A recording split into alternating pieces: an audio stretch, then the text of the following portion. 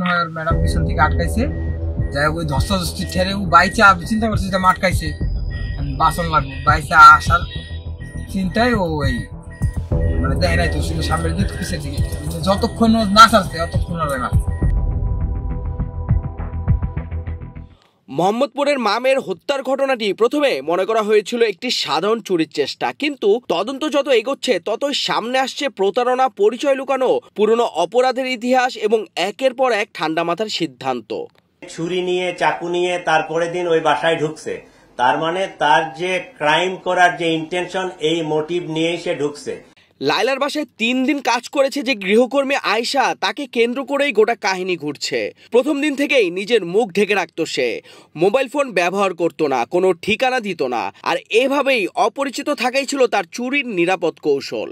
বৃহস্পতিবার দুপুরে ডিএমপির media centre ব্রিফিংয়ে অতিরিক্ত কমিশনার এসএন মোহাম্মদ নজরুল ইসলাম জানান, তদন্ত ঘুরে দাঁড়ায় একটি পুরনো ফাইল থেকে। মোহাম্মদপুর থানার আগের একটি সাধারণ ডায়েরিতে ছিল আয়েশার ছবি, মুখে আগুনে পোড়ার দাগ, আর সেই ছবি পুলিশকে নিয়ে যায় জেনেভা ক্যাম্পে, যেখানে আগে থেকেই সে চুরির মামলায় পরিচিত মুখ।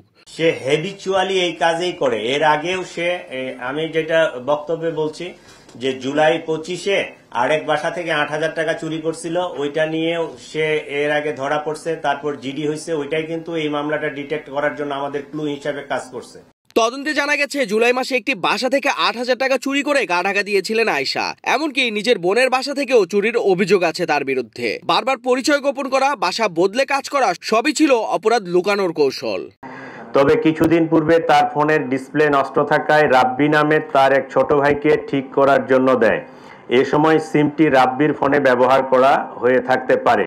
এভাবে রাব্বিকে শনাক্ত করা হয়। আয়েশার স্বামী রাব্বিকে শনাক্ত করা হয় পুরনো নষ্ট মোবাইল ফোন ট্র্যাক করে। সেই ফোনের পুরনো সিম থেকেই মেলে তাদের পালানোর রুট। হেমায়তপুর, মোহাম্মদপুর, পটুয়াখালীর নলুয়া, শেষ পর্যন্ত ঝালকাঠির নলসিটির একটি গ্রামে মিলল তাদের অবস্থান। সেখানে অভিযান চালিয়ে পুলিশ আয়েশা ও রাব্বিকে গ্রেফতার করে। উদ্ধার করা হয় চুরি যাওয়া ল্যাপটপও। 3 দিনের কাজের দ্বিতীয় দিনই 2,000 টাকা চুরির অভিযোগ ওঠে আয়েশার বিরুদ্ধে। সেদিন তর্কাতর্কি হয়। তৃতীয় দিনে সে নিয়ে আসে একটি সুইচ গিয়ার চাকু। ওই দিন আবার টাকার প্রসঙ্গ তুললে প্রথমে লায়লাকে ছুরিকাঘাত করে। মার চিৎকার শুনে মেয়ে ড্রয়িং রুমে এলে নবম শ্রেণীর ছাত্রী নাফিসাকে হত্যা করে আয়েশা।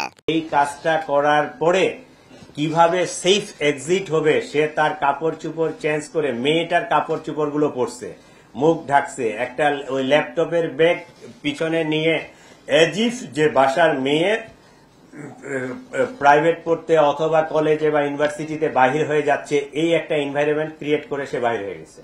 হত্যার পর সে স্কুল ড্রেস পরে বাসা থেকে বেরিয়ে যায়। ব্যাগে নেয় ল্যাপটপ, মোবাইল ফোন ও স্বর্ণ অলংকার। পরে সাভারে মায়ের বাসায় গিয়ে পোশাক বদলায়। তারপর মানিকগঞ্জে গিয়ে সিঙ্গাইর নদীতে ফেলে দেওয়া হয় রক্তমাখা কাপড় ও স্কুল ইউনিফর্ম। ডিএমপির অতিরিক্ত কমিশনার জানিয়েছেন, পরিচয় যাচাই ছাড়া গৃহকর্মী নিয়োগ করা এখন বড় ঝুঁকি। যথাযথ নথি, ছবি, ফোন নম্বর এবং জাতীয় পরিচয়পত্র যাচাই না করলে এ ধরনের ভয়াবহ ঘটনা আবারও ঘটতে পারে। প্রয়োজনে এনআইডি, 1 কপি ছবি এবং সেই পুরুষ অথবা মহিলা যেই হোক না কেন তাকে চিহ্নিত করতে পারে এরকম এলাকার 2 জন স্থানীয় গণ্যমান্য ব্যক্তির মোবাইল নাম্বার এবং তাদের শনাক্তকারী হিসাবে তাদের যদি তথ্যগুলো নিয়ে রাখেন, তাহলে এই ধরনের অনাকাঙ্ক্ষিত ঘটনা আমরা এড়াতে পারব। পরিচয় লুকিয়ে বারবার অপরাধ করে শেষ পর্যন্ত এই 2 জনের পলায়ন থামল ঝালকাঠিতে। মোহাম্মদপুরের মামে হত্যার রহস্য এখন অনেকটাই স্পষ্ট, কিন্তু এ ঘটনার শোক, ভয় ও প্রশ্ন রয়ে যাবে আরও বহুদিন।